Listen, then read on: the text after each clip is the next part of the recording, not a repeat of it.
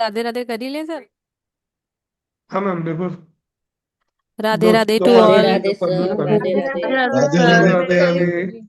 Radhe Radhe Radhe sir. Radhe. Radhe Radhe. Radhe Radhe Radhe Radhe sir. Sir. Radhe Radhe ji, Radhe Radhe जी।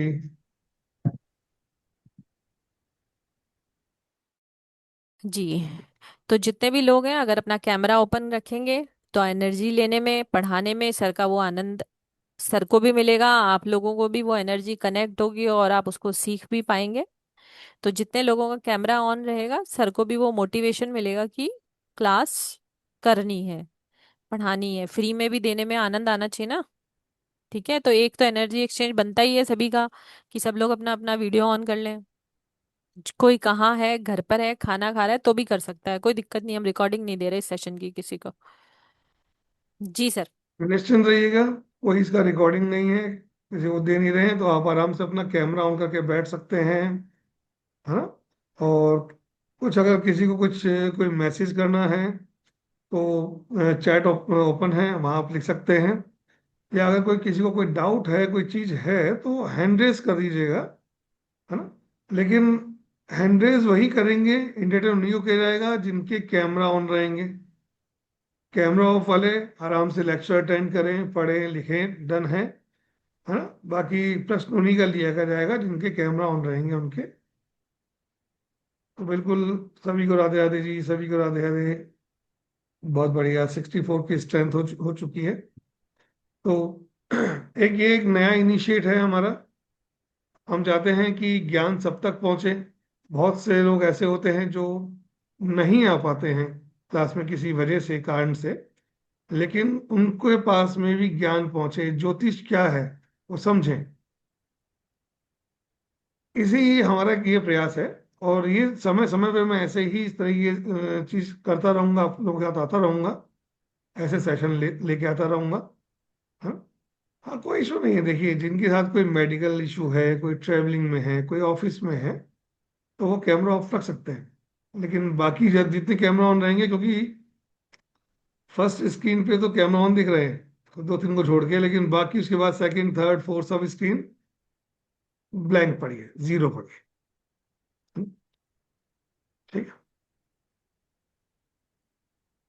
शुरू करते हैं आज का। और शुरू करने से पहले सबसे पहले प्रभु को याद करेंगे, ईश्वर को याद करेंगे, जिनमें भी आपका बिलीफ सिस्टम है, जिनको भी आप मानते हैं, उनसे आप प्रार्थना करेंगे 1 मिनट के लिए आंख बंद करके कि हे प्रभु, हम एक नई विधा, एक नया ज्ञान लेने जा रहे हैं।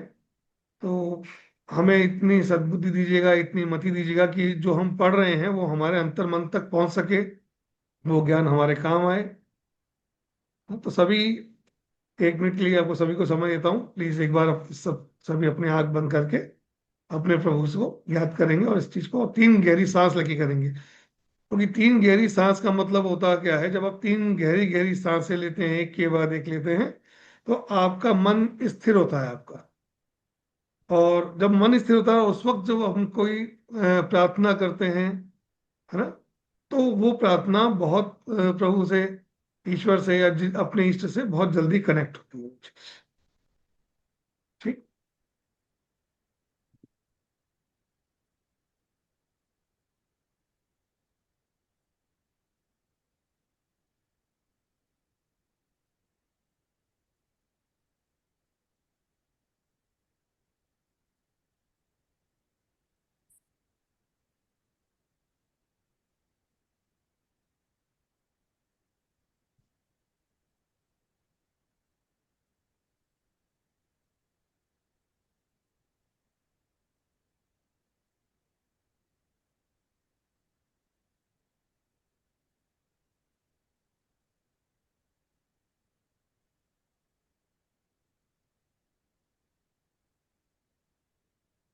चलिए, शुरू किया जाए।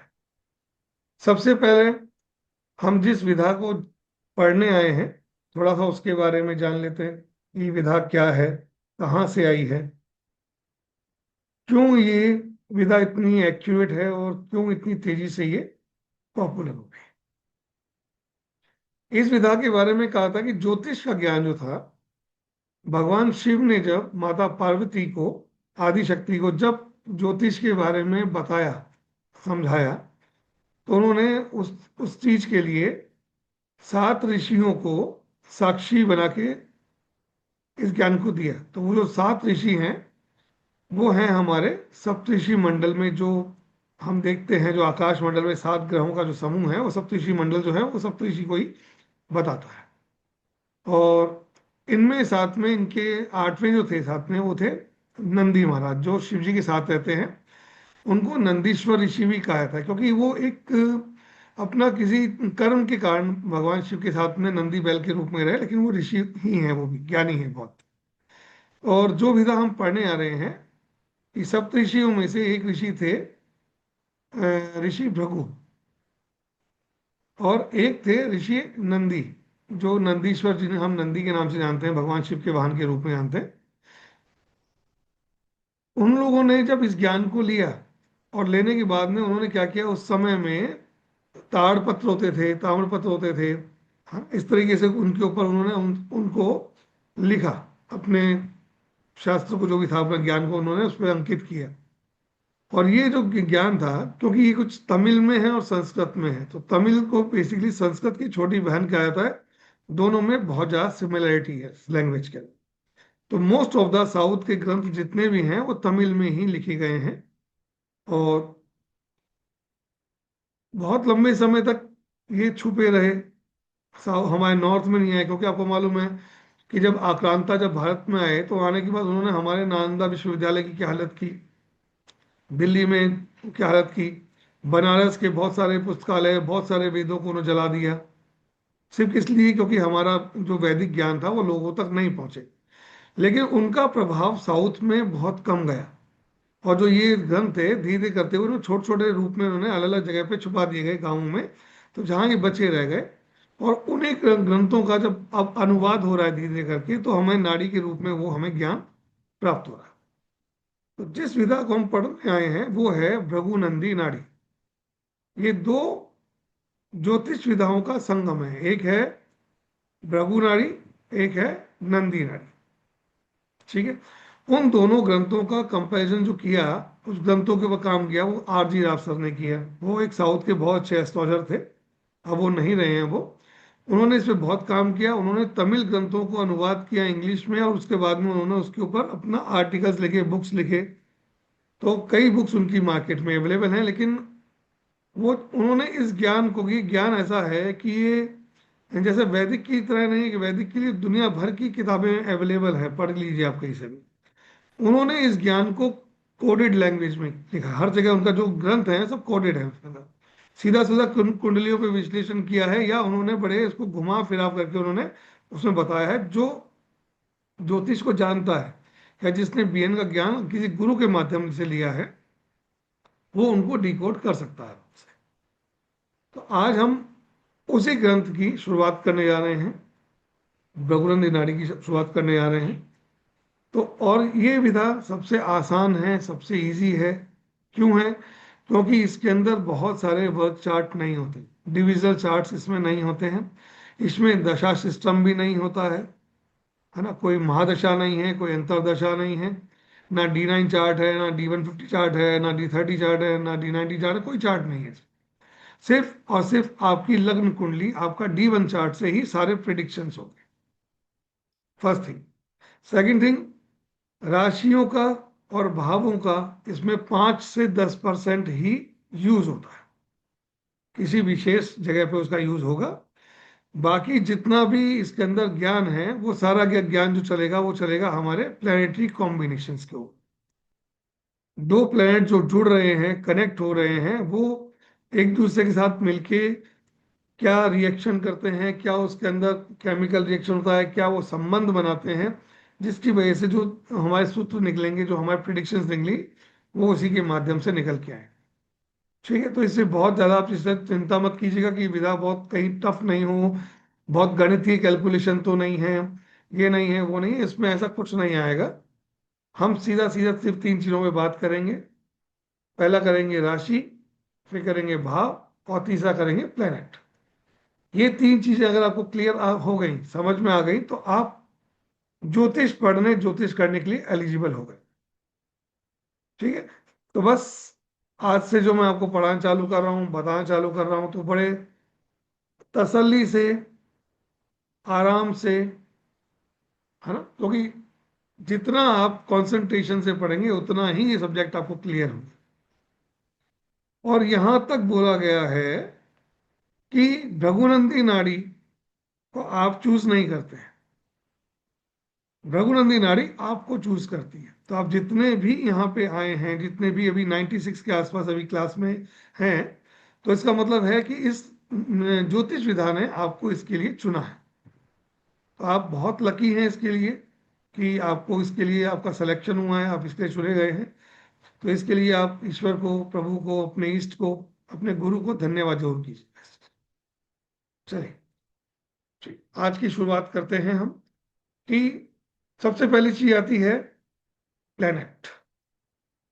उससे पहले मैं आपको थोड़ा सा एक ज्योतिष का, यानी कि कुंडली का निर्माण कैसे होता है, हम कुंडली कैसे बनाते हैं। हो सकता है बहुत से लोग नवीन हो, नए हो बिल्कुल, जिनको इसके बारे में आइडिया नहीं है। हम शुरुआत वहीं से करेंगे कि पहले, सबसे पहले किसी कुंडली का निर्माण कैसे किया जाता है, हम उसके ऊपर आते हैं। ठीक, सब तैयार? Thank you.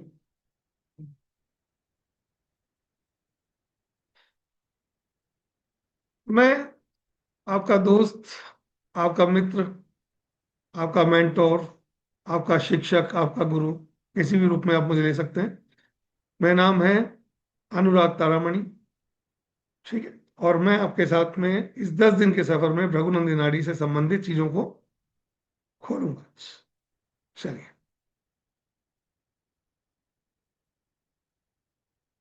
आपके सामने स्क्रीन आ गई है। आ गई हो तो प्लीज कोई एक थंब का या वहां पे कुछ ऐसा निशान भेज दे, ताकि मुझे मालूम चल जाए कि स्क्रीन शो हो रही है आपके साथ। Thank you, thank you Anil जी।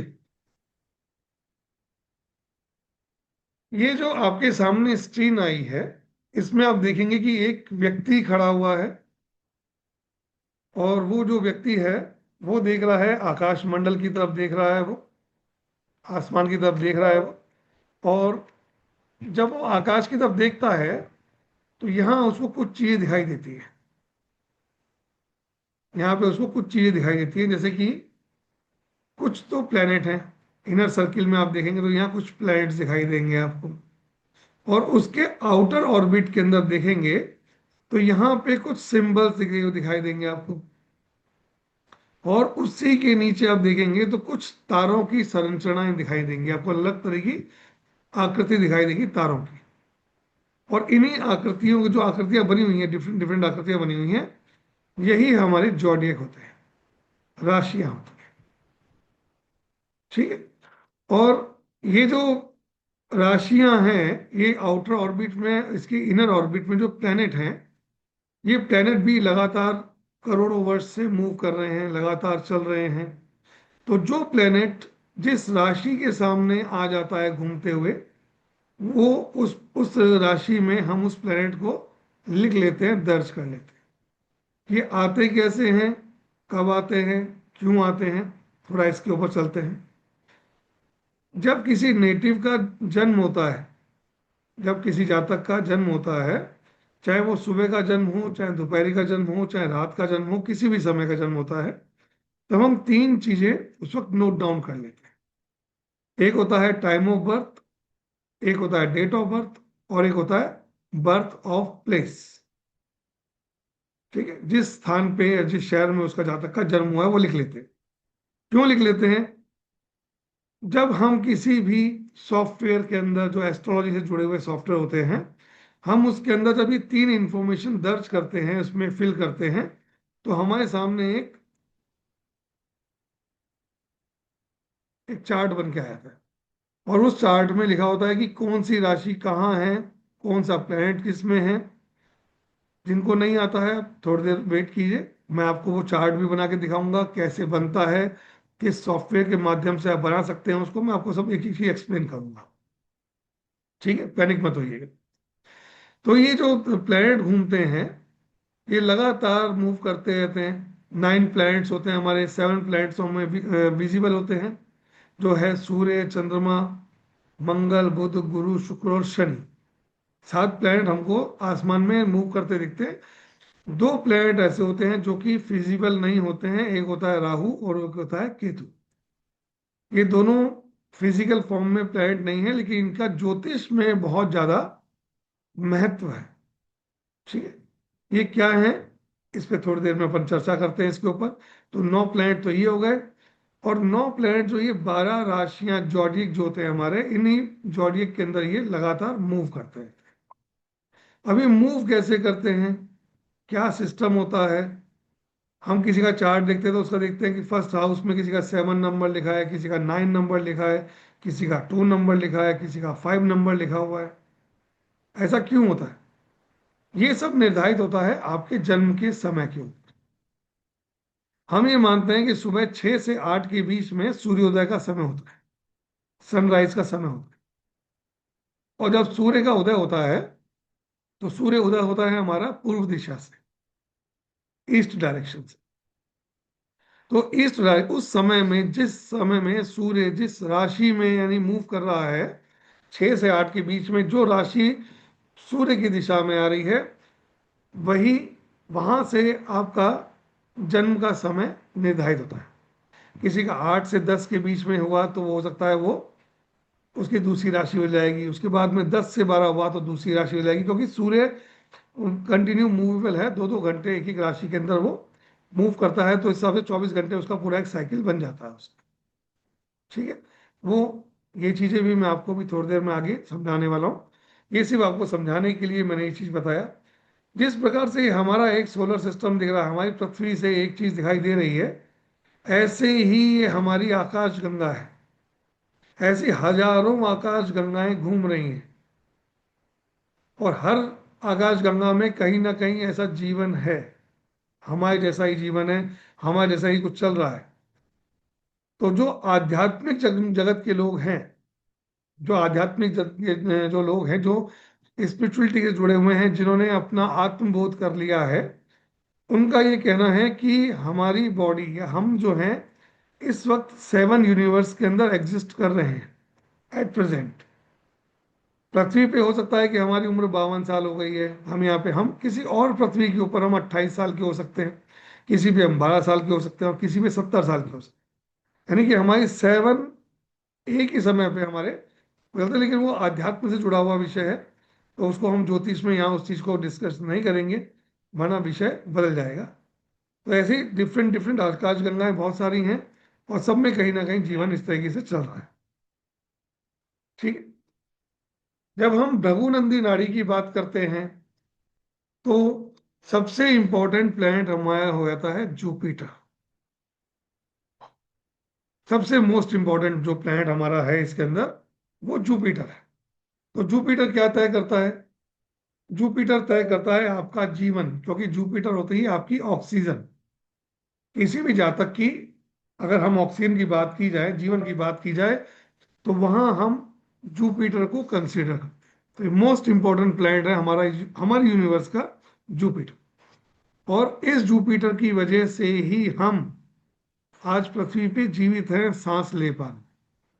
अगर जुपिटर नहीं हो, तो शायद एक दिन भी हमारा पृथ्वी पे हमारा जीवन संभव नहीं। क्यों, क्योंकि ये बहुत बड़ा प्लेनेट है, इसका अपना खुद की ग्रेविटी है, अर्थात गुरुत्वाकर्षण है। और उस गुरुत्वाकर्षण के कारण क्या करता है, ये जितने भी एस्ट्रॉइड घूम रहे हैं, उल्का पिंड घूम रहे हैं, धूमकेतु घूम रहे हैं, जो बहुत सारे क्षुद्र ग्रह से घूम रहे हैं अब हमारे इसमें, वो क्या करते हैं, वो किसी न किसी गुरुत्वाकर्षण के कारण वो आकर्षित होते हैं वहां पे, और पृथ्वी की तरफ भी आ रहे हैं। तो बृहस्पति इतना बड़ा है, इसका इतना मैग्नेटिक फील्ड इतनी स्ट्रांग है कि वो क्या करता है, वो पृथ्वी पे आने की जगह वो सबको अपने ऊपर ले लेता है। और जिस सबसे ज्यादा उल्का पिंडों की बरसात अगर देखी जाए, तो वो बृहस्पति के ऊपर ही होती है। ठीक, और इसीलिए क्योंकि बृहस्पति हमको जीवन दे रहा है, इसीलिए हम रघुनंदी नाड़ी में बृहस्पति को जीव कारक मानते हैं। तो ये मोस्ट इंपॉर्टेंट है। अभी ये जो चल रहा है, ये सिस्टम क्या काम करता है, इसके ऊपर बात। दो बहुत बड़े बड़े ग्रह, एक है जुपिटर और एक है सन। दोनों बहुत बड़े हैं, बहुत विशाल हैं। दोनों की अपनी अपनी ग्रेविटी है, दोनों का अपना अपना गुरुत्वाकर्षण है, दोनों सब प्लैनेट्स को सबको अपनी अपनी तरफ खींच रहे हैं। ठीक है, और करोड़ों वर्ष से ये अपने आप खींच रहे हैं। और इसी के चलते क्या हुआ, एक पर्टिकुलर एक कक्षा में या एक एक्सिस में या एक क्लास के अंदर हमारे प्लेनेट लगातार एक जगह पे और एक डायरेक्शन में कंटिन्यू मूव कर घूमते रहते हैं, साइकिल चक्कर लगाते हैं। तो वो किन की वजह से, एक जुपिटर है और एक सन है। और इन जुपिटर को सपोर्ट करने वाले पीछे पांच प्लेनेट, चार प्लेनेट बैठे हुए, एक सैटर्न है, एक यूरेनस है, एक नेपच्यून है और एक प्लूटो है। ये इसको अपनी तरफ खींच रहे हैं, सन सबको अपनी तरफ खींच रहा है। और इसी वजह से क्या है, करोड़ों वर्ष से जो प्लेनेट हैं वो एक ही दिशा में एक ही जगह पे लगातार घूम रहे हैं। अगर ये दोनों की ग्रेविटी का छिड़ जाए, खराब हो जाए, चाहे बृहस्पति की चाहे सूर्य की, तो सारे प्लैनेट एक प्लैनेट की तरफ खिंच जाएंगे सारे के सारे, जिसकी वजह से क्या है, पूरा सोलर सिस्टम हमारा खराब हो जाएगा, लाइफ खराब हो जाएगी, प्लैनेट्स डिस्ट्रॉय हो जाएंगे सारे के सारे। तो ये दो प्लैनेट की वजह से ही हमारा सारा ये सिस्टम चलता है। ठीक, अब आते हैं। अब आपने देखा यहाँ पे कि ये है हमारी छोटी सी पृथ्वी। इस पृथ्वी के चारों तरफ एक छोटा सा प्लैनेट और घूमता है, वो है चंद्रमा। चंद्रमा जब घूमता है तो जैसे हम मानते हैं चंद्रमा ही है, तो चंद्रमा जब घूमेगा तो इसके दो दो इसके नोड बनते हैं, एक होता है साउथ नोड, एक होता है नॉर्थ नोड। सॉरी, नॉर्थ, एक दोनों नोड बने, साउथ नॉर्थ नोड बन जाएंगे इससे। तो जो इसका अपर नोड है, जो इसका ऊपर वाला नोड है वो है राहु, और जो इसका लोअर नोड है वो है केतु। ये दोनों एकदम एक दूसरे के अपोजिट रहते हैं, 180 के एंगल पे रहते हैं, और लगातार ये हिसाब से ही चलता रहता है। और जो हमारे ये ग्रहण बनते हैं वो सब इन्हीं इन्हीं प्लैनेट की वजह से हमको दिखता है, जब ये एक्सिस में आते हैं। तो वो अगर आपको देखना हो तो यूट्यूब पे वो सब चीज़ अवेलेबल है, वहाँ आप जाके इस चीज़ को देख पाएंगे। डन। अब आते हैं नेक्स्ट, कि इस कोर्स में हम क्या पढ़ने वाले हैं, क्या जानने वाले हैं। तो हम पढ़ने वाले हैं 9 प्लैनेट के बारे में डिटेल से। इन 9 प्लैनेट के कारक तत्वों को हम पढ़ेंगे, इनके सिग्निफिकेंस क्या है वो हम पढ़ेंगे। फिर हम पढ़ेंगे 12 राशियाँ, 12 जॉडियक। जॉडियक क्या होते हैं, जॉडियक हमारा एक माहौल होता है। हर प्लेनेट जो कि जॉडियक में बैठा हुआ है वो यदि एक पर्टिकुलर एक माहौल में बैठा हुआ है, किसी टेम्परेचर में बैठा हुआ है, किसी 12 हाउसेस, 12 हाउसेस, 12 जॉडियक जो होते हैं 12 हाउसेस में ही मूव करते हैं। हाउसेस को क्या है कि जैसे हमारे मिनिस्ट्री में डिपार्टमेंट्स होते हैं, किसी को होम मिनिस्ट्री दे दिया गया है ना, किसी को डिफेंस दे दिया गया है, किसी को फाइनेंस दे दिया गया है। तो इस तरीके से क्या होता है, इन 12 प्लैनेट्स को भी, 12 हाउसेस को भी इनके अपने अपने डिपार्टमेंट दिए गए। किसी को फाइनेंस दिया है, किसी को होम दिया है, किसी को एजुकेशन दिया है, किसी को लिटिगेशन एंड वो डिपार्टमेंट दिया है, किसी को बिजनेस का दिया है। तो वो सारे हाउसेस जो हैं वो अपने अपने एक एक चीज को बताएंगे। मैं इन क्लासों में आपको एक हर एक हाउस का, हर एक प्लैनेट का सिग्निफिकेंस और उसके एट्रीब्यूट बिल्कुल डिटेल में बताऊंगा, समझाऊंगा। ठीक, तो बिल्कुल आप निश्चिंत रहें, ये क्लास आपके लिए बहुत यूजफुल रहने वाली है, बहुत ज़्यादा अच्छी होने वाली है। तो प्लीज़ 10 दिन लगातार बने रहिएगा, डेफिनेटली आप कुछ ना कुछ एक अच्छा उस यहाँ से लेके ही जाएंगे। Done? अब आते हैं इससे नेक्स्ट पॉइंट के ऊपर, कि ये आपके सामने एक फॉर्मेट आया है। इस फॉर्मेट की जरूरत क्यों पड़ी। हमारा देखिए, हमारा जो गैलेक्सी है, जो ब्रह्मांड है, वो ऐसा है, गोल है। और इसी के अंदर वो सारे हमारे प्लैनेट, सारी राशियां लगातार मूव कर रही हैं। तो इससे क्या होता है, इससे हम ये चेक नहीं कर सकते कि इसका स्टार्टिंग पॉइंट कौन सा है, क्योंकि एक सर्किल का है, जो स्टार्टिंग पॉइंट है वही एंड पॉइंट है ना। तो यहाँ से हम किसी एक चीज को डिफाइन नहीं कर सकते कि यहाँ स्टार्ट कहाँ हुआ, स्टॉप कहाँ हुआ, कौन सा मिड पॉइंट है इसका। तो इसके लिए ऋषियों ने क्या किया, इसको आसान करने के लिए उन्होंने एक फॉर्मेट बनाया। उस फॉर्मेट को 12 जॉडियक एंड 12 हाउसेज में डिवाइड कर दिया। तो ये जो आपका साइकिल है, ये सर्किल है, ये होता है 360 डिग्री का। और 360 डिग्री को अगर हम डिवाइड करेंगे, डिवाइड बाई 12, चाहे डिवाइड बाई जॉडिक कर लीजिए, चाहे डिवाइड बाई हाउसेस कर लीजिए, तो आपको एक सर्टेन एक मिलता है 30। एक हाउस, ये हाउस दिख रहा है, ये एक हाउस 30 डिग्री का बन जाता है। तो 30 30 30 अब करेंगे तो 12 हाउसेज हमारे पूरा एक जो साइकिल है, पूरा सर्किल है, वो हमारा इस चार्ट में आ जाता है। ठीक है। अब ये 30 में डिवाइड क्यों किया है, क्या कारण है इसके पीछे? क्योंकि हम ये मानते हैं, जब आप हॉरोस्कोप देखेंगे, चार्ट देखेंगे, तो आप देखेंगे कि सन कहीं लिखा हुआ है, तो सन के आगे लिखा होगा 25, ये डिग्री है उसकी। कहीं लिखा होगा 5, कहीं लिखा होगा 10, तो ये सन की एक डिग्री कहलाती है। और इस डिग्री को क्या करते हैं, हम डिफाइन कैसे करते हैं? हम मानते हैं कि जब कोई प्लेनेट आया तो इस जीरो, ये जो पॉइंट है, इसका कोना जो है, ये 0 डिग्री का होता है। और यहां से लेके यहां तक की जो लेंथ है उसकी, ये 30 डिग्री की होती है। और जब प्लेनेट 0 डिग्री से 30 डिग्री यात्रा कर लेता है, तो देन वो क्या करता है, नेक्स्ट हाउस में मूव कर जाता है। और जब वो मूव करता है तो वापस वो 0 डिग्री से लेके 30 डिग्री तक की अपनी यात्रा करता है। और ऐसे ही वो लगातार एक हाउस से दूसरे हाउस, दूसरे हाउस से तीसरे हाउस, लगातार इस तरीके से ये मूव करता है। ठीक है। तो ये हाउस की डिग्री 30 होती है। और ये 30 होने का कारण क्या है, आपको बताया मैंने कि प्लेनेट जो मूव करता है वो स्टेप बाय स्टेप चलता है। तो एंटर होता है 0 डिग्री का, फिर एक स्टेप लेता है 1 डिग्री का, दो स्टेप लेता है 2 डिग्री का, ऐसे चलता रहता है। चल चलते जब उस एज पे पहुंचता है तो 30 डिग्री का होता है। देन नेक्स्ट हाउस में मूव करता है, फिर वो 0 डिग्री से वापस अपनी उस यात्रा को प्रारंभ करता है। तो इस तरीके से हमारी ये चीज, यात्रा, हम इस चीज को इस तरीके से देखेंगे। और मैं आपको ये चार्ट में भी बता के लगा के दिखाऊंगा कि देखो कैसे दिखता है आपके चार्ट के हिसाब से। डन। तो इस चीज को थोड़ा सा ध्यान रखिएगा। अब इसके बाद एक बहुत जो मोस्ट इंपॉर्टेंट थिंग है, जो हमें सबको समझना है, नोट डाउन करना है, तो प्लीज इस चीज को आप लिख लीजिएगा। नहीं लिखेंगे, रिकॉर्डिंग मिलने वाली नहीं है, जो छूट जाएगा वो छूट जाएगा। डन। ये जो आपको 12 बॉक्सेस दिख रहे हैं इसके अंदर, इन्हें हम कहते हैं हाउसेस।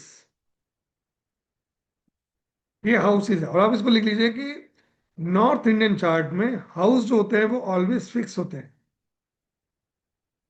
जैसे कि आपने किसी शहर के किसी कॉलोनी में एक मकान ले लिया, ठीक, वो मकान हमेशा लाइफ टाइम उस शहर के उस कॉलोनी के अंदर फिक्स एक जगह पे खड़ा रहेगा। ऐसा नहीं कि आज आपका मकान इस कॉलोनी में है तो कल किसी दूसरी कॉलोनी में चल जाएगा, या शहर के किसी और दूसरे कोने में चल जाएगा। तो हाउसेस होते हैं वो हमेशा फिक्स होते हैं, वो मूवेबल नहीं होते हैं। और हाउस की जो काउंटिंग की जाती है वो की जाती है, जो ये वाला हाउस है, ये वाले हाउस से काउंटिंग स्टार्ट होती है। तो ये हो गया 1 नंबर हाउस। इसके बाद में 2 नंबर हाउस ये बन जाएगा, 3 नंबर हाउस ये बन जाएगा, 4 ये बन जाएगा, 5, 6, 7, 8, 9, 10, 11 और 12, ये हमारे 12 हाउसेस हैं जो हमेशा फिक्स रहेंगे। जब भी मैं आपसे कोई बात करूंगा आगे क्लास में कि 5 नंबर हाउस कौन सा है, तो आपको इमीडिएटली दिमाग में आना चाहिए 5 नंबर हाउस सर ये वाला है। मैं कहूंगा 7 नंबर हाउस, तो 7 नंबर हाउस हमेशा आपको दिमाग में आएगा कि 7 नंबर हाउस ये वाला है। 10 नंबर हाउस, तो मैं बात करूंगा तो 10 नंबर हाउस हमेशा आप कहेंगे सर ये वाला है। सेकंड नंबर हाउस की बात करूंगा तो आप कहेंगे सर सेकंड नंबर हाउस ये वाला। ठीक है। किसी भी चार्ट में आपको हाउस के नंबर लिखे हुए नहीं मिलेंगे। लिख लीजिएगा, इसको नोट डाउन कर लीजिएगा। किसी भी हॉरोस्कोप के अंदर आपको हाउस नंबर कभी लिखे हुए नहीं मिलते हैं। तो आपको क्या करना पड़ेगा, इसको हमेशा अपने दिमाग में बिठा के रखना पड़ेगा कि 1 नंबर हाउस ये है, 2 नंबर हाउस ये है, 3 नंबर हाउस ये है, 4 नंबर हाउस ये है, 5 नंबर हाउस ये है। तो ये 12 नंबर हाउस तक आपकी पूरी की पूरी इस तरीके से यहाँ पे आपको इस चीज को दिमाग में फिक्स रखना ही पड़ेगा। तो सर, अगर यहाँ पे हाउस नंबर लिखे हुए तो नहीं होते, आपने बता दिया हमको। लेकिन जब हम किसी का चार्ट खोल के देखते हैं तो वहां नंबर लिखे हुए मिलते हैं हमको, तो वो नंबर किस चीज के हैं फिर? वो नंबर जो लिखे होते हैं वो होते हैं जॉडियक के, अर्थात राशि के नंबर होते हैं। जैसे किसी का चार्ट यहाँ पे 5 नंबर से स्टार्ट हो सकता है, आप में से किसी का चार्ट 5 नंबर से स्टार्ट हो सकता है। जब यहाँ 5 नंबर आएगा तो बाय डिफॉल्ट इससे next house, 2 number house 6 number हो जाएगा, 7 नंबर हो जाएगा। यहाँ आप काउंटिंग लिखेंगे, ये जो काउंटिंग लिखेंगे ये आपकी राशियों के क्रम हैं, जॉडियक के नंबर्स हैं। अगर यहाँ 5 है तो 6, 7, 8, तो लास्ट में क्या आ जाएगा? यहाँ पे 4 आ जाएगा, यहाँ 3 आ जाएगा, यहाँ 2 आ जाएगा, यहाँ 1 आ जाएगा, यहाँ 12 आ जाएगा। ये नंबर चलते रहेंगे ऐसे। अगर किसी का चार्ट में यहाँ पे आपके 12 नंबर लिखा हुआ आ गया, तो अगर ये 12 नंबर लिखा हुआ है तो इसके आगे क्या हो जाएगा? 1, 2, 3, 4, 5, 6, 7, 8, 9, ये 11 हो जाएगा। तो ये जो मूव कर रहे हैं, जो बार बार बदल रहे हैं, ये हैं राशियां, जॉडियक। और मैंने वो क्या कहा था? मैंने कहा था कि जब आपका बर्थ टाइम हम लिखते हैं किसी हॉरोस्कोप में, तब जिस समय में आपका जन्म हुआ है उस समय के हिसाब से आपका यहाँ जो राशि इस दिशा में मूव कर रही होगी, घूम रही होगी, 24 घंटे जो घूम रहा है, जो राशि ईस्ट डायरेक्शन में आ रही होगी वही आपका लग्न बन जाएगा, आपका असेंडेंट बन जाएगा। क्लियर? तो आपका असेंडेंट और राशियां इस तरीके से डिफाइन होती हैं। अब इसके बाद ये तीसरी चीज, वो होते हैं प्लेनेट। क्योंकि किसी का जन्म आज हुआ है, किसी का कल हुआ है, किसी का परसों हुआ है, किसी का 6 महीने पहले हुआ है, किसी का 1 साल पहले हुआ है, किसी का 5 साल पहले हुआ है, किसी का 10 साल पहले हुआ है, तो प्लेनेट तो कंटिन्यू मूव कर रहे हैं, बिना रुके हुए अपने एक्स पे घूम रहे हैं, घूम रहे हैं, घूम रहे हैं। जिस दिन आपका जन्म हुआ उस समय में जो प्लेनेट जहां मूव कर रहे थे वो उस राशि के हिसाब से दर्ज हो जाएंगे। जैसे कि आज के समय की बात करूं, इस समय, तो अगर किसी का यहाँ पे 4 नंबर लिखा हुआ आया तो आप देखेंगे कि उसका यहाँ पे इस हाउस में जुपिटर बाय डिफॉल्ट लिखा हुआ है। क्योंकि इस समय में जुपिटर जो है आकाश मंडल में कैंसर साइन अर्थात कर्क राशि में मूव कर, ट्रेवल कर रहे हैं। तो 4 नंबर आपका बाय डिफॉल्ट यहाँ लिखा हुआ है। किसी का अगर शनि की बात करें तो शनि इस वक्त 12 नंबर जॉडियक के अंदर मूव कर, ठीक है। शनि कहाँ को मूव करे? 12 नंबर जॉडियक। राहु मूव कर रहे हैं इस वक्त एक्वेरियस साइन के अंदर, 11 नंबर साइन में। और केतु मूव कर रहे हैं 5 नंबर साइन अर्थात लियो राशि। तो जो प्लैनेट जहां मूव कर रहा है, हर व्यक्ति की कुंडली में प्लैनेट अलग अलग जगह पे आपको बैठे हुए मिलेंगे, ठीक है। तो इसलिए कभी भी इस चीज को लेके परेशान मत होइएगा कि सर मेरी तो यहाँ दिख रहा है, उनके यहाँ दिख रहा है, क्योंकि आपके जन्म के समय में और दूसरे व्यक्ति के जन्म के समय में फर्क है। तो इसी वजह से हमको वो चीजें अलग अलग दिखाई देती। डन? अभी लेंगे राजीव जी, अभी अभी 5-10 मिनट बाद में प्रश्न लेंगे। हाँ, सबके संभव नहीं हो पाएंगे। रैंडमली आप हैंड रेस कीजिएगा, मैं रैंडमली 5-7 लोगों से प्रश्न का उत्तर ले लूंगा। बाकी सब जिनको लिखना है प्लीज चैट बॉक्स ओपन है, चैट बॉक्स में लिखिए।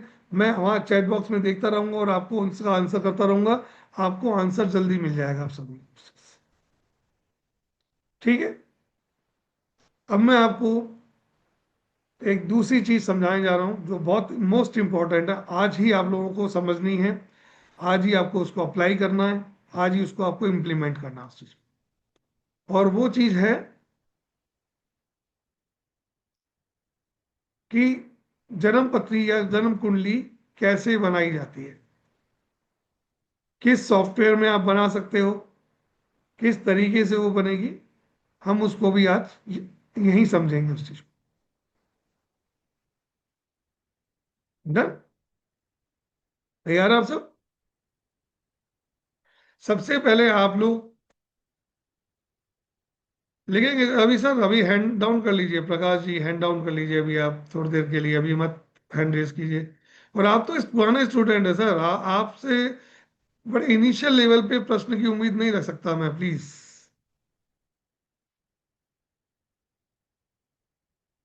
सबसे पहले आप अपने मोबाइल के प्ले स्टोर, अगर एप्पल यूज कर रहे हैं तो आपका जो भी सॉफ्टवेयर, जो जितना आपके जो एप्स आते हैं जिसमें, वहां आप लिखेंगे एस्ट्रोसेज।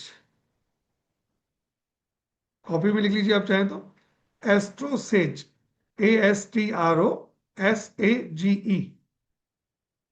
जैसे आप लिखेंगे, वहां एक आपको एस्ट्रोसेज करके एक एप्लीकेशन सामने आ जाएगी, उस एप्लीकेशन को आप अपने मोबाइल में डाउनलोड कर लेंगे। ठीक है? जब आप उसको डाउनलोड कर लेंगे, और डाउनलोड करने के बाद उस ऐप पे आप जब क्लिक करेंगे, तो आपके सामने एक ऐसा इंटरफेस खुल जाएगा। ये थोड़ा पुराना वाला इंटरफेस है, अभी तो उन्होंने थोड़ा चेंज कर दिया है इसको। तो है ना, वहां पे आप जाएंगे तो वहां होम के ऊपर आपको कुंडली दिखाई देगा, लिखा हुआ ऐसा सिंबल लिखा होगा, ऐसा सिंबल बना होगा जिसको कहते हैं कुंडली। आप इस कुंडली के ऊपर क्लिक करेंगे। जैसे ही आप उसके ऊपर क्लिक करेंगे, आपके सामने एक नई विंडो ओपन हो जाएगी आपके मोबाइल में। और वहां पे दो चीज लिखी आएंगी, ओपन कुंडली एंड न्यू कुंडली। फर्स्ट टाइम जब आप किसी व्यक्ति की इंफॉर्मेशन फिल करेंगे उसके अंदर, तो आपको न्यू कुंडली को सेलेक्ट करना है फर्स्ट टाइम के लिए। वहां आप जाएंगे, क्या करेंगे, वहां उस व्यक्ति का नाम लिखेंगे जिसकी आपको कुंडली बनानी है, उसकी डेट ऑफ बर्थ लिखेंगे, उसका टाइम ऑफ बर्थ लिखेंगे, और जिस शहर में उनका जन्म हुआ है उस शहर का नाम यहाँ पे लिख देंगे। एटलस होती है इसके अंदर, आपको दिक्कत नहीं आएगी, आपको बस उसकी उस शहर का स्पेलिंग आनी चाहिए। स्पेलिंग टाइप करेंगे, अपने आप वो शहर का नाम आपके सामने आ जाएगा। मेल है, फीमेल है, सेलेक्ट कर लीजिएगा। करने के बाद में ये मोस्ट इंपॉर्टेंट एक बटन है, सेव। अगर इस पर क्लिक नहीं है तो इसको ऑन कर लीजिएगा इस पर। इसको अगर आप ऑन करेंगे तो क्या होगा, जब जो कुंडली आपने बनाई है उस व्यक्ति के नाम से वो कुंडली आपके सॉफ्टवेयर में परमानेंटली सेव हो जाएगी। उसके बाद आप करेंगे गेट हॉरोस्कोप। ठीक है? गेट हॉरोस्कोप करने के बाद जैसे ही आप करेंगे तो आपके सामने एक नया इंटरफेस ओपन हो जाएगा। वो इंटरफेस ऐसा होगा, और उस इंटरफेस में यहाँ लिखा होगा लग्न। लग्न, असेंडेंट। लग्न क्या है? ये जो 8 नंबर देखो यहाँ लिखा हुआ आ रहा है फर्स्ट हाउस में, ये इसका असेंडेंट है, इसका लग्न है। यानी कि ये व्यक्ति जो है वृश्चिक लग्न, 8 नंबर राशि वृश्चिक राशि होती है। कल मैं आपको इसको राशियों के बारे में बताऊंगा, इसलिए आप उसके लिए आप उस पर मत जाइए कि क्या होता है सर ये, मैं आपको कल उसको बिल्कुल डिटेल में आपको पढ़ाऊंगा उस चीज को। तो ये 8 नंबर यहाँ लिखा हुआ था, इस व्यक्ति का जो हमने इंफॉर्मेशन डाली, यानी कि ये वाली, एक्स पर्सन 2 मई 2025 को 9:51 पे सुबह के समय इसका आगरा में बर्थ हुआ है। मेल पर्सन है, और इसकी कुंडली जो बन के आई है वो वृश्चिक लग्न की बन के आई है। अब देखिए, यहाँ देखिए 9:51 AM लिखा हुआ है, और जब मैंने इसको बनाया है तो देखिए 9:52 यहाँ पे लिखा हुआ आ रहा है टाइमर, तो ये उसी समय की कुंडली है जब मैंने बनाई थी। तो यहाँ क्या है, इसकी कुंडली 8 नंबर से स्टार्ट हुई है, 8 के बाद 9, 10, 11, 12, और फिर वापस 1, 2, 3, 4, 5, 6, 7 ऐसे करके नंबर चालू हो गए। तो 12 हाउसेस, 12 जोडिएक आपके लगातार ऐसे मूव करते रहेंगे। उस समय में जो जो प्लेनेट जिस जिस राशि में मूव कर रहा था वो वहां अपने आप ऑटोमेटिकली सेट हो गया, फिक्स हो गया। मतलब 8 नंबर मकान के अंदर कौन किराएदार रहने आया है? वो किराएदार रहने आया है राहु। 8 नंबर की एक प्रॉपर्टी है, उस प्रॉपर्टी के अंदर जो टेनेंट रहने आया है उसका नाम है राहु। 1 नंबर का जो हाउस है, जो प्रॉपर्टी है, उसमें जो व्यक्ति रहने आया है उसका नाम है जुपिटर। 2 नंबर जो प्रॉपर्टी है, इसमें 3 लोगों ने एक साथ मिलकर इस प्रॉपर्टी को लिया है, वो है मून, मार्स एंड केतु। ये इसके किराएदार हैं। 4 नंबर प्रॉपर्टी जो है उसके अंदर रहने आए हैं सैटर्न महाराज। 5 नंबर प्रॉपर्टी में सन एंड वीनस। तो इस तरीके से जो प्लेनेट मूव करते हैं, घूमते हैं, वो अपने अपने समय के हिसाब से बदलते रहेंगे। ये किराएदार फिक्स नहीं है। ये किराएदार मकान बदलते रहते हैं, ये मकान मालिक नहीं है। मकान मालिक कौन है? मकान मालिक है इस 8 नंबर राशि का जो स्वामी है, मालिक है, लॉर्ड है, वो इसका है। तो वो कौन लॉर्ड, कौन बनेगा, कौन मालिक बनेगा, हम इस सब चीजों को कल की क्लास में इसको डिटेल से पढ़ेंगे। डन। ये हो गया, हमारी कुंडली बन गई। जब एक बार कुंडली बन जाए आपकी, और आपको अपनी कुंडली को वापस खोलना है, वापस ऐप में जाएंगे, कुंडली पे जाएंगे, अब न्यू कुंडली की जगह ओपन पे जाएंगे। ओपन में जैसे क्लिक करेंगे तो आपके सामने एक नाम की या तो लिस्ट आ जाएगी, या उस व्यक्ति का नाम लिखेंगे, जैसे अंकित है, प्रमोद है, विनोद है, आनंद है।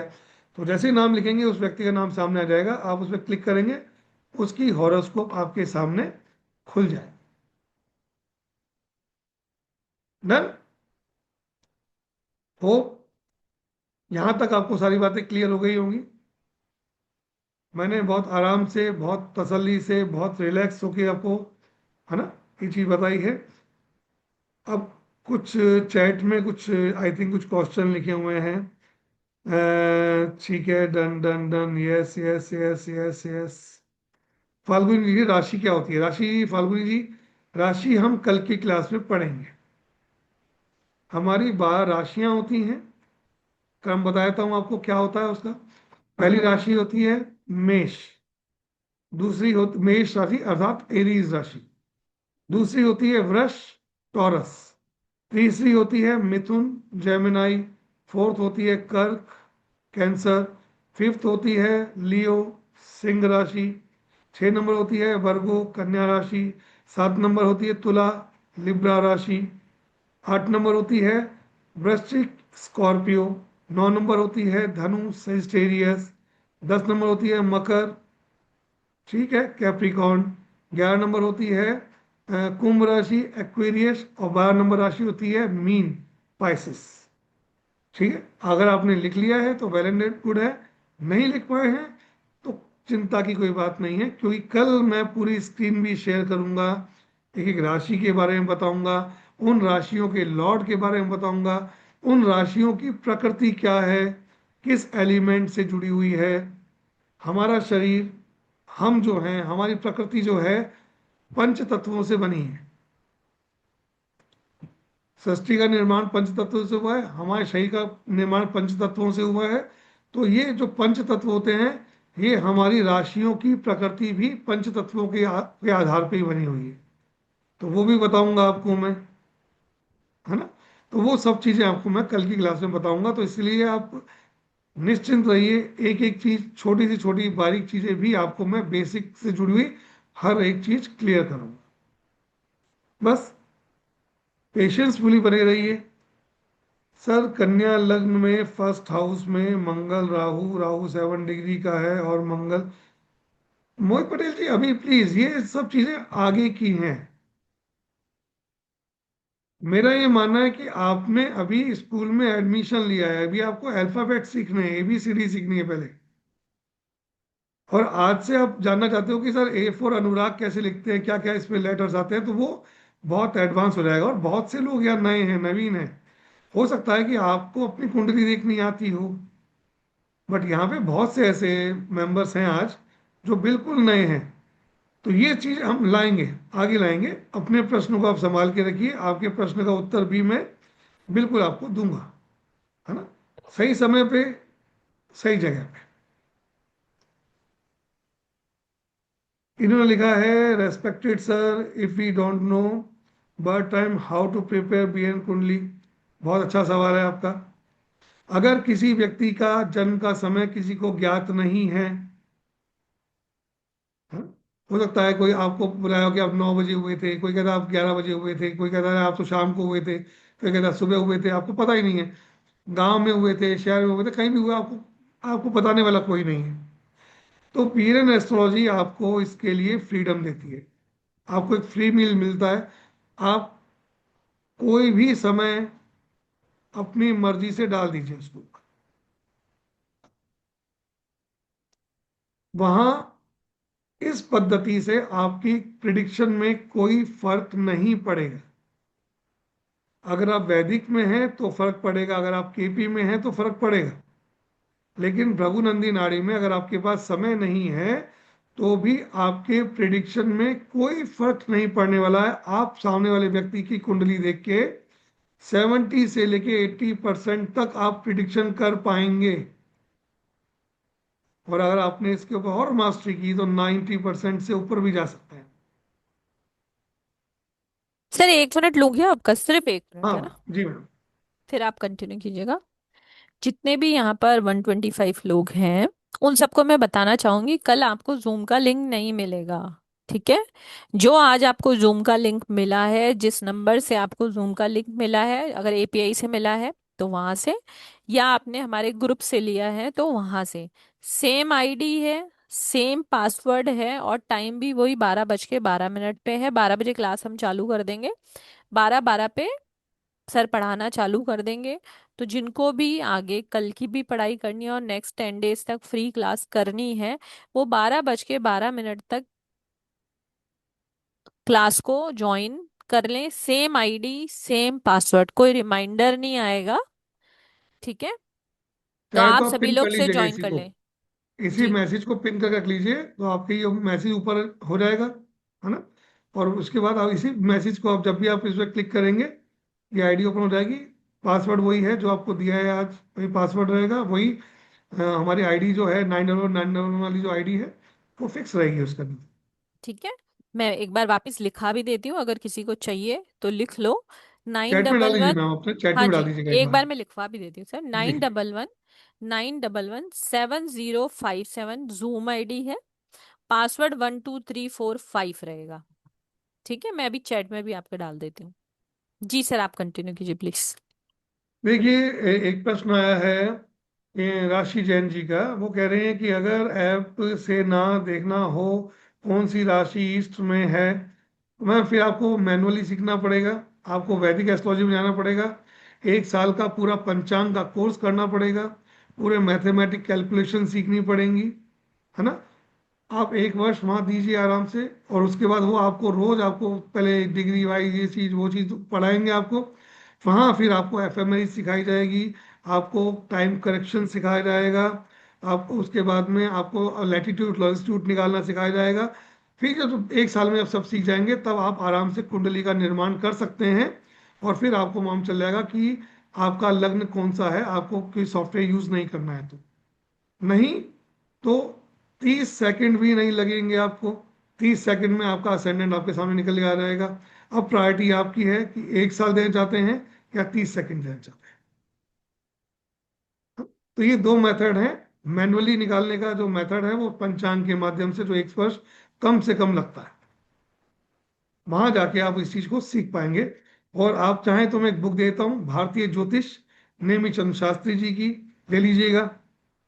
उसमें कम से कम 250 पेज पहले मैथमेटिकल कैलकुलेशंस के ही हैं पूरे, कुंडली बनाने के, निर्माण करने के। तो वो आराम से बैठ के आप पढ़ सकते हैं, एक एक चीज को करें। समय निकलता रहेगा, चलता रहेगा, मालूम चलेगा कि 1 साल में लोग प्रिडिक्शन करके एस्ट्रोलॉजर बन गए और आप अभी कुंडली निर्माण करना सीख रहे हैं। तो टेक्नोलॉजी आ गई है, टेक्नोलॉजी का यूज करेंगे और स्मार्ट बनेंगे और प्रिडिक्शन पे आएंगे सीधा, है ना। क्योंकि हमारा ये बहुत बड़ा जो एक हेडक था, सिरदर्द था, सही कुंडली निर्माण होने का, वो सॉफ्टवेयर्स ने, ऐप ने बहुत इजी कर दिया। पहले जमाने में, समय में क्या होता था कि पंडित जी बैठते थे, पंचांग लेते थे, लिखते थे, कुंडली का बनाते थे, करते रहते थे। आपसे बातें भी कर रहे हैं, आप उनसे प्रश्न कर रहे हो, कुछ कर रहे हो, वो कैलकुलेशन कर रहे हैं बैठे हुए, उन्होंने लिखा 18 सोचा, है ना, 18 सोच के बैठे, लिख के बैठे हुए, आपने कोई बात लगा दिया, बात करते रहे, उन्हें लिख दिया 12। अब वो जो कुंडली में दर्ज हो गया वो 12 ही हो गया। अब पंडित जी ने तो कुंडली बना दी है, वो कुंडली गलत है, अब आपके जीवन में कुंडली गलत चलती रहेगी, अब आप लड़ते बिड़ते रहो। मैं तो कुंडली पंडित जी से बनवाई थी मैंने। तो जो मैनुअल कैलकुलेशंस में फिर भी गड़बड़ हो सकती है, ह्यूमन जो मिस्टेक होती हैं वहां मिलेंगी आपको। लेकिन जब सॉफ्टवेयर जो होता है कैलकुलेटर में आप डालते हैं, कैलकुलेटर गलत नहीं करता, जो आप कैलकुलेटर डालते हो वो सही मिलता है। क्यों? क्योंकि वो उसके हिसाब से प्रोग्राम किया हुआ है। तो वहां आप जब जाके करते हैं तो आपको 1 मिनट में आपकी चीज का आंसर मिल जाता है ना। ये राजकुमार जी, इसका आंसर मैंने कर दिया है ना, ये चीज का कि मैंने कि बीएन में कुंडली कैसे बनती है, मैंने इसका आपको बता ही दिया है इसका। स्कैन जी लिख रहे हैं आई एम बिगनर। बिल्कुल। आप भी सबकी शुरुआत कहीं ना कहीं से होती है। आज आपकी शुरुआत यहाँ से हो गई है। मैंने भी किसी समय में ऐसे ही शुरुआत की थी, है ना। तो आप बिगनर हैं, लेकिन हाँ 10 दिन में मैं आपको वो चीज दे दूंगा इसके अंदर जो दूसरे मॉडलिटी के अंदर कई सालों में आती है। मैं आपको वो सब चीजें इसके अंदर समझाने का प्रयास करूंगा। और कुछ दिनों बाद में आपको प्रिडिक्शन पे भी ले आऊंगा, प्रिडिक्शन की चीजें भी समझाना चालू कर दूंगा।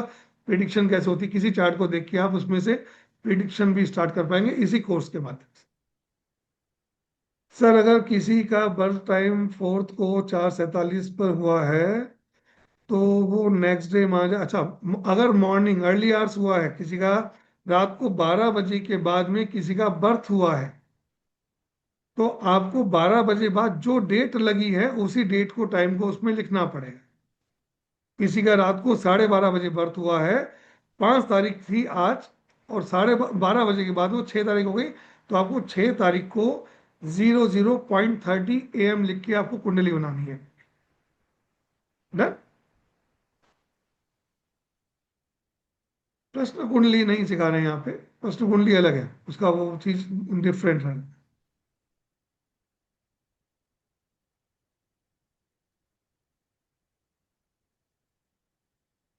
अगर किसी व्यक्ति के पास डेट ऑफ बर्थ ही नहीं है तो वो आपके लिए यूजलेस है, फर्स्ट थिंग। जिसके पास डेट ही नहीं है उसके प्लैनेट कैसे डिसाइड करेंगे आप? पहले बीएनएन के माध्यम से वो है। तो इसका आंसर है प्रश्न कुंडली। दूसरा मेथड है प्रश्न कुंडली, उसके माध्यम से सब उसका दिया जा सकता है। दूसरा इसका माध्यम है, अगर आपके पास आपका डेट ऑफ बर्थ नहीं है, टाइम ऑफ बर्थ नहीं है, आपको पता नहीं है मैं कब हुआ था, 95 में हुआ था, 96 में हुआ था, या 94 में हुआ था, होता है, बहुत से लोग होते हैं, कन्फ्यूज होते हैं। तो आपके बच्चे, आपकी वाइफ अगर उनकी कुंडली है तो भी आप उनकी कुंडली से अपने बारे में देख और जान सकते हैं। हर कुंडली में प्लैनेट जो बैठे होते हैं वो किसी न किसी एक रिलेशन को बताते हैं। उस प्लैनेट के रिलेशन से हम उस व्यक्ति के बारे में जान सकते हैं, पहचान सकते हैं कि इसके साथ किस तरीके से क्या चीज कनेक्ट होगी। डन। आएंगे ज्योति जी, आपके प्रश्नों के ऊपर भी आएंगे। अभी थोड़ा बेसिक पढ़ लें पहले एक बार, फिर एडवांस पे भी आएंगे। आज हमने इस चीज को चालू किया है। ठीक।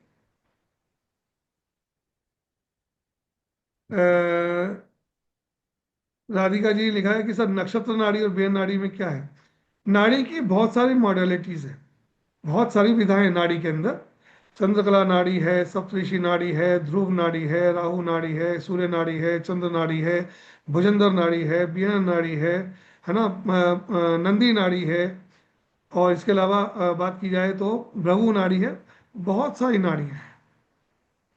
हर ऋषि ने किसी एक विषय के ऊपर उन्होंने अपना शोध किया, अपना कार्य किया।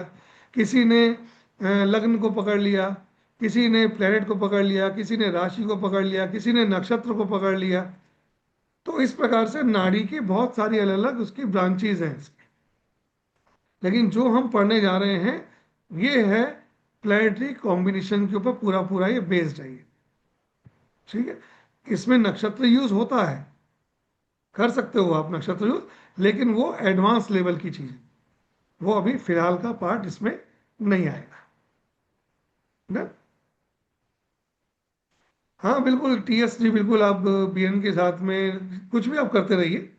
ये होम्योपैथी की दवाई है। होम्योपैथी की दवाई का कोई साइड इफेक्ट नहीं होता, कुछ नहीं होता। आप चाहे एलोपैथी खा रहे हैं, कुछ भी हो, आप ले सकते हो साथ में इसके।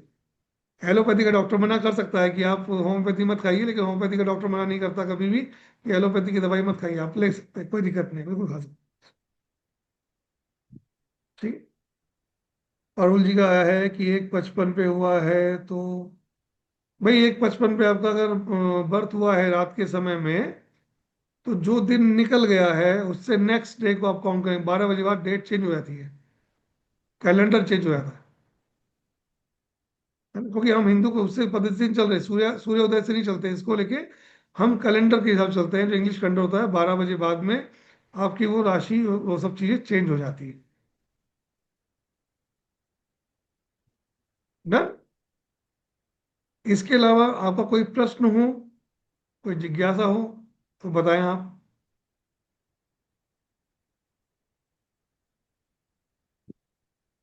एनीवन?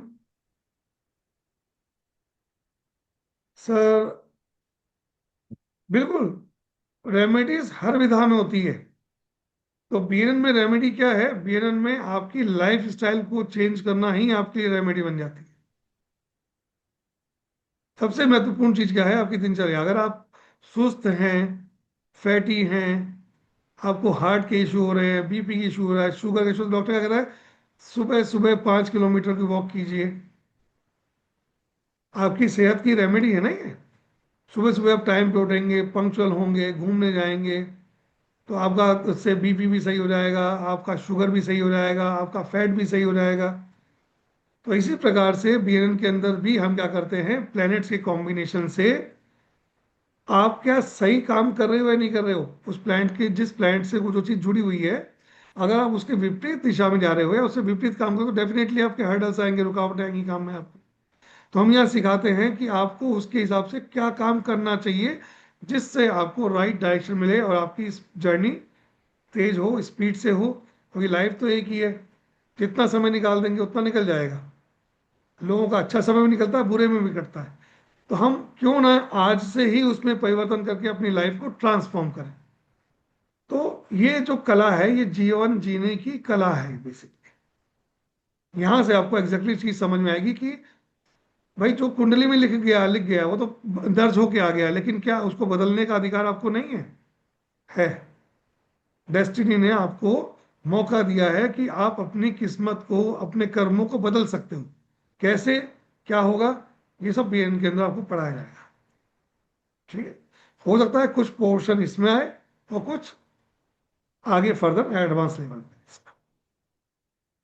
जी चित्रा जी, अनम्यूट कीजिए। राधे राधे सर। कैसे हैं? आपकी राजा तबीयत जी, खराब हो गई थी क्या सर कल? वो थोड़ा इशू हो गया था, मेरी नहीं हुई थी। अच्छा कुछ अच्छा। फैमिली इशू था, इसलिए मैं वहाँ अचानक मुझे जाना पड़ गया उसमें। तो ओके इसीलिए ओके। मैंने फिर मैम को बोला कि मैम ऐसे ही कंडीशन हो गई है, मैं ऐसी जगह पे हूँ जहाँ से मैं क्लास नहीं ले पाऊंगा आज। सब ठीक है ना वैसे तो? I am fine.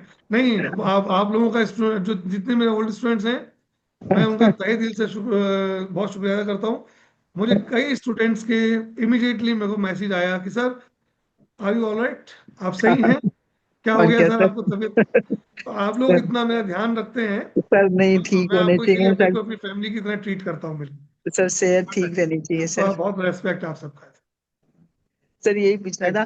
सर और एक मेरे को ये पूछना था, जैसे भृगुनंदी नाड़ी में अगर दो कुंडली में एक जैसे ग्रह और एक जैसे वो होते हैं, तो फिर वो भी उनका रिजल्ट ही सेम होएगा? सबका अलग, हर व्यक्ति के हिसाब से रिजल्ट बदल जाता है। नहीं, जैसे ट्विंस होते हैं उनकी तो एक ही जैसी बताएंगे, कुंडली होएगी। ट्विंस की और कुंडली एक जैसी होती है हाँ। ना? लेकिन ट्विंस की कुंडली देखी जाती है, दोनों एक दूसरे की कुंडली से देखोगे आप उसको। अच्छा, एक दूसरे की कुंडली देख। कुंडली बदलनी पड़ती है। दोनों में से ओके। जो छोटा है, जो बड़ा है, कुंडली को बदल के देखा जाता है। क्यों? क्योंकि हमारे यहाँ पे हर एक रिश्ता एक प्लेनेट से जुड़ा हुआ होता है। अच्छा ट्विंस में अगर दो बच्चे पैदा हुए हैं, तो लड़का सन होगा और लड़की वीनस होगी। अच्छा। क्या? तो हाँ इसकी अगर लड़की की कुंडली में उसका भाई देखोगे, तो क्या देखोगे? मार्स देखोगे, मंगल भाई होता है। तो हाँ। जब आप बहन की कुंडली से मार्स की पोजीशन देखोगे, तो आपको उसके जीवन की एक्यूरेट आपको चीजें दिखाई देंगी। सर जैसे कल कोई क्लास देख रही थी मैं, तो उन्होंने बोला कि बीएनएन में करेक्ट नहीं आ पाता क्योंकि इसमें सर्वोत्तर भद्र मतलब नक्षत्र का भी पद वो देख के देखो हम मैम, करेंगे। एक चीज बताऊं आपको मैं, हाँ ये सर, मैं आप तो किसी बीएनएन पे किसी विश्वास करती हूँ। मैं किसी तो बीएनएन ट्रीटमेंट, आप किसी ट्रीटमेंट में हो, किसी हॉस्पिटल में गए हो और आपने बोल दिया कि मैं इस हॉस्पिटल से होके आया हूँ, वो कहते हैं, अरे वहाँ तो प्रोफेशनल है ही नहीं, वहाँ पे तो डॉक्टर अच्छे नहीं है, वहाँ का स्टाफ अच्छा नहीं है, आप तो गलत फंस गए थे, आप हो गए, अब आप परफेक्ट जगह पे आ गए हो, यहाँ पे आपका इलाज सही होगा। और उसके बाद आपको कोई तीसरा मिलता है, वो कहता है, अरे यार कहाँ फंस गए हो, वहाँ तो पहले ही 4 5 लोगों को लूट लिया है, खा दिया है, कर दिया है, वो तो बीमार कर दिया है, दो एक डेथ हो गई, वहाँ पे कहाँ यार हो, यहाँ लेके आओ उसको आप। तो ये चलता है, हम इस चीज में नहीं पढ़ते, हर पद्धति अपने आप में पूर्ण है। लाल अच्छा। किताब अपने आप में पूर्ण है, वेद हाँ। अपने आप में पूर्ण है, वैदिक अपने में। आपको देखना कहाँ है, कैसे देखना है, किस पद्धति से देखना है, ये आपका लिबर्टी और फ्रीडम है। अच्छा, नहीं उन्होंने यही बताया कि दो मतलब एक ही टाइम पे बर्थ होता है तो दोनों की कुंडलियां अलग अलग मैम होती है। बीएनएन से बढ़िया हाँ ट्विंस सर, का मैं चार्ट तो इससे रीड करना प्रिडिक्ट करती हूँ। पॉसिबल नहीं है।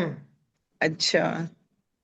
ट्विंस का चार्ट, मेरी क्लास में बहुत से स्टूडेंट आए जिनके ट्विंस थे, हाँ। मैंने उनके चार्ट से उनके दोनों की जिंदगियों को बताया कि आपकी बैंक बैंक की जिंदगी ये चल रही है, आपकी चल रही है, उनके चार्ट से बताया, तो उन्होंने कहा सर एक्यूरेट मैच होती है चीज, हमारी जिंदगी ऐसी है। वो कहते हैं, मैं और मेरी बहन एक साथ हुई, मैं हाँ। अच्छे महलों में रह रही हूँ, मैं बहुत अच्छे उसके अंदर सब कुछ चल रहा है सर, लेकिन मेरी बहन की लाइफ तो बहुत खराब है, जबकि दोनों हाँ। का बर्थ टाइम सेम है, 2 3 मिनट का फर्क है हमारे होने में।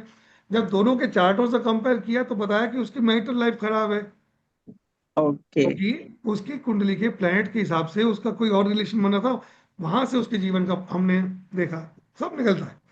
जो ये बोलते नहीं निकलता है, इसका मतलब उसको उनको उस विधा के बारे में पता नहीं है, इसलिए वो कुछ भी बोल देते हैं। नहीं सर, मैंने भी है ना एक मेरे नोन है, उनके भी है ना ट्विंस हैं, दो लड़के। तो दोनों की लाइफ अलग अलग है बिल्कुल। मतलब मिलेगी मैम, तो और दोनों मैंने के कहा चार्टों को ट्विंस रख के देखोगे, बिल्कुल मिल ट्विंस जाता है। ट्विंस में अलग अलग होता है। थैंक यू सब सर। राधे कल कल मिलते हैं। राधे राधे। राधे लास्ट राधे। क्वेश्चन लेते हैं एक दिन बबीता जी का। जी बबीता जी।